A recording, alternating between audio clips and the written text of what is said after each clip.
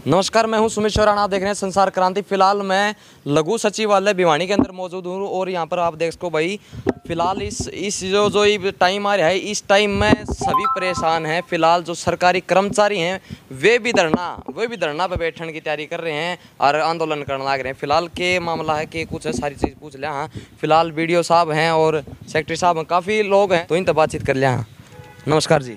नमस्कार जी। ये कुछ मामला है सर? ये मामला ये है जी कि सरकार ने जो हमारी 25,000 रुपये की पावर दे रखी थी और 2 लाख रुपए तक की SDM साहब से प्रशासनिक स्वीकृति लेकर के कार्य करने की परमिशन दे रखी थी।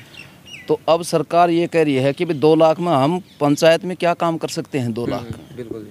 और बार बार हमें प्रेशराइज कर रहा है। गांव वाले बार बार ये कह रहे हैं कि भाई हमारा ये गली बना दो, हमारा ये नाला बना दो, लेकिन 2 लाख में हम रोडे नहीं गिर सकते। एक गली के अंदर 4 ईंट नहीं लगा सकते 2 लाख के अंदर।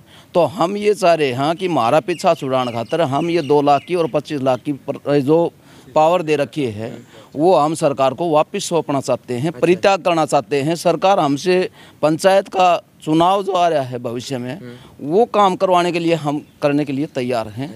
कोई भी काम करवाओ, हम ये वित्तीय शक्तियाँ सरकार को वापस कर रहे हैं। अच्छा जी, खाम खा के भटक लेने की जरूरत कौन है? हाँ, ये है जी। और अगर कोई काम करता है तो भी मारा जाता है, कोई काम नहीं करता है तो भी मारा जाता है। मराव है एक कर्मचारी की और अधिकारी की।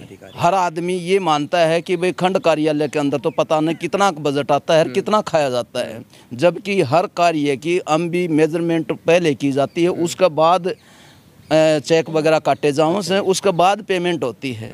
लेकिन सिर्फ और ग्राम सेवक और BDO को टारगेट बना लिया गया है सरकार की तरफ से कि भी इन कम टांग दो। आज पलवल के अंदर 6 BDO और 8 ABPO और 35 ग्राम सेवक के खिलाफ मुकदमा दर्ज कर दिया, जबकि उनको ये नहीं पूछी गई भाई तुम्हारा दोष क्या है। तो ऐसा काम हो रहा है। तो हम इसलिए ये वित्तीय शक्तियाँ सरकार को परित्याग कर रहे हैं कि भाई हमसे पंडा छुटवा दो, हमसे और काम ले लो। स्वामित्व का किया है और काम बहुत ज़्यादा किए हैं। PMAY का कार्य कर रहे हैं। हर पंचायत का जो भी काम है वो टोटली हम कर रहे हैं। दूसरे महकमा के भी काम हम कर रहे हैं। तो हम चाहवासा ये जो शक्तियाँ हमें दे रखेंगी वापस ले ली जाए और वित्तीय शक्तियाँ हमसे छीन ली जाए। अच्छा जी। फिर फिलहाल अभी आपने ज्ञापन सौंप दिया है DC साहब को हमने ज्ञापन दे दिया। DC साहब ने शांतिपूर्वक मतलब आश्वासन दिया कि मैं चीफ मिनिस्टर को ये ज्ञापन भेज दूंगा। अच्छा जी, आगे की क्या प्रक्रिया रहेगी जी? आगे अगर सरकार इसी तरह रवैया अपनाए रहेगी तो सोमवार से हम अनिश्चितकालीन के लिए धरने के ऊपर बैठ जाएंगे और हम सामूहिक अवकाश लेंगे। फिलहाल भवानीखेड़ा से भी BDO साहब हैं, इनसे बातचीत कर लिया। नमस्कार जी। आपका क्या कुछ कहना है सर? बस यही जो देवेंद्र ने बताया है वो हमारा सामूहिक प्रशासनिक संघ एसोसिएशन है, सबकी सामूहिक यही जो है जो इसमें ज्ञापन में दिया है कि जो वित्तीय शक्तियाँ हैं वो हम परित्याग कर रहे हैं। क्योंकि जो पंचायत विभाग है सरकार का, गांव में बिना पंचायती विभाग के जो है कोई भी सरकार की जो फ्लैग स्कीम है वो लागू नहीं हो सकती। अब जैसे पीछे अतीत में स्वामित्व जो पिछले 2 साल से चली हुई थी, हमारे ग्राम सेवकों ने अकेले दम पे वो जो है उस स्कीम को भिवानी ज़िले में तो 95% जो है वो काम उसमें कंप्लीट किया है। किसी दूसरे विभाग से उसमें कोई सहयोग नहीं मिला। और जो आरोप प्रत्यारोप की जब बात आती है तो उसमें पंचायती विभाग को जो है टारगेट किया जाता है।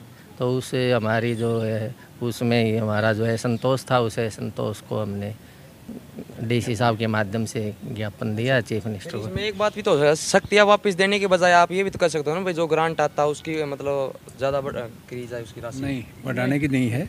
एक्चुअली सारी समस्या ये है कि इनके पास फाइनेंशियल पावर्स हैं, तो हम इसको जड़े से ख़त्म कर देते हैं। सरकार के हम वापस दे देंगे, वो जिससे करवाएं करवा लें पेमेंट।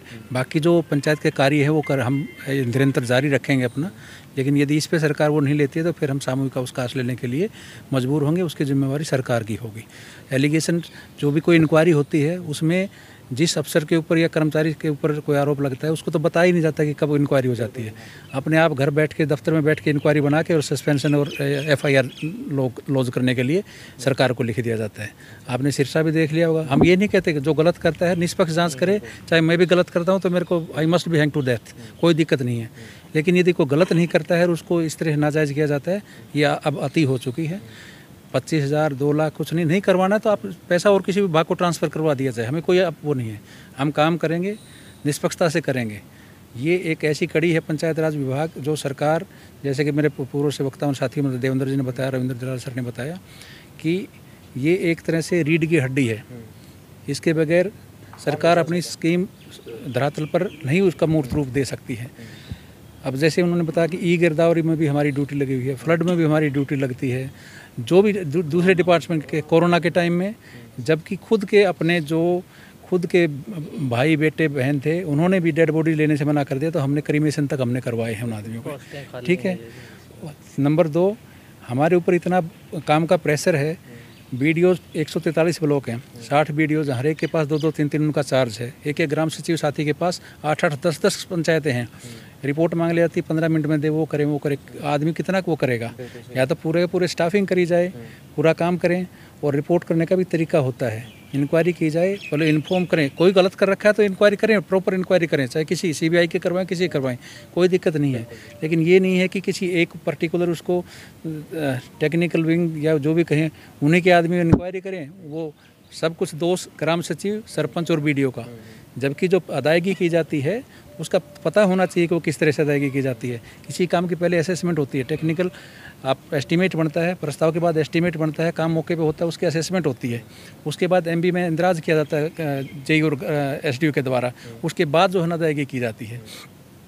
जो पिछले जो प्रोसीजर अपनाई जाती है कि भाई एमबी भरी गई, असेसमेंट किया गया, वो किसी भी इंक्वायरी में कोर्ट नहीं किया जाता है। सीधा कि चेक किसने काटा, उसका देख के उसको ग्राम सचिव, बीडीओ, सरपंच को दोषी बना के जो उनको जो है प्रताड़ित किया जा रहा है। यदि कोई गलत है तो बिल्कुल करें, उसमें उसको जो भी सज़ा सरकार दे वो हम भुगतने के लिए तैयार है, लेकिन नाजायज़ तरीके से हमें प्रताड़ित ना किया जाए। तो इसी के लिए आज हमने रोष प्रदर्शन करते हुए अपना ज्ञापन माननीय उपायुक्त महोदय के माध्यम से माननीय सीएम साहब को हमने भिजवाया है। यदि इसके ऊपर समय रहते उसको नहीं किया जाता तो हम जैसा कि बताया कि सोमवार मंगलवार से हम सामूहिक अवकाश नहीं, हम हड़ताल नहीं कर सकते, हम सामूहिक अवकाश पर जाएंगे। धन्यवाद। एक और सवाल है सर, पंचायती जो चुनाव हो जितने लेट हो रहे हैं, जिससे भाई ग्राम मतलब गाँव का विकास रुक रहा है, ये सरकार का निर्णय है। जब भी करवाएंगे हम, इलेक्शन करवाने से हम कभी पीछे नहीं वो कर रहे, तब तक हम अपना पूरा कार्य जारी रखेंगे। जितनी हमारी क्षमता है उसके अनुसार हम काम कर रहे हैं। जैसे इलेक्शन का, अब जैसे वार्डबंदी का काम, उसमें वोटर लिस्ट को है उसको करने का काम हमारा 23 तारीख से शुरू हो सका है। उसमें हमारे सारे ग्राम साथी पूरे मेहनत के साथ लगे हुए हैं। 22 जुलाई तक हम वो करके उसका फाइनल पब्लिकेशन करवा देंगे। जैसे ही इलेक्शन कमीशन हरियाणा के द्वारा अपना वोटिंग का शेड्यूल, इलेक्शन का शेड्यूल जारी किया जाता है, जब भी करवाएंगे हम तैयार हैं, उसमें कोई कोताही हम नहीं बरतेंगे। बहुत बहुत धन्यवाद। तो भाई जिस प्रकार तय कंस्ट्रक्शन का काम में अगर भाई जेई की मर आया करे, उसी प्रकार से भाई यहाँ पे भाई जो बीडीओ साहब हैं इनकी मर आ रही है, क्योंकि गांव वाले यूँ को हैं अगर भाई हमारा जितना विकास क्यों नहीं हो रहा है, लेकिन विकास नहीं होने का कारण यो है अगर भाई सरकार जो है वो ग्रांट जो है वो बहुत कम भेजना लग रहे हैं। बताना लग रहे थे 2 लाख एक और 25,000 एक, इस तरीका था कुछ। तो उसमें एक बताना लग रहे हैं भाई गली में जो रोडे भी कौन पड़ा, उसमें लेबर जाके भी कौन देखा इतने रुपया में, और इतने रुपया में भाई ये विकास किस तरीका कर सकें। फिलहाल इनकी सरकार तो एक मांग है अगर भाई ये जो मारुति पावर दे रखी हैं ये पावर वापस ले ली जाए।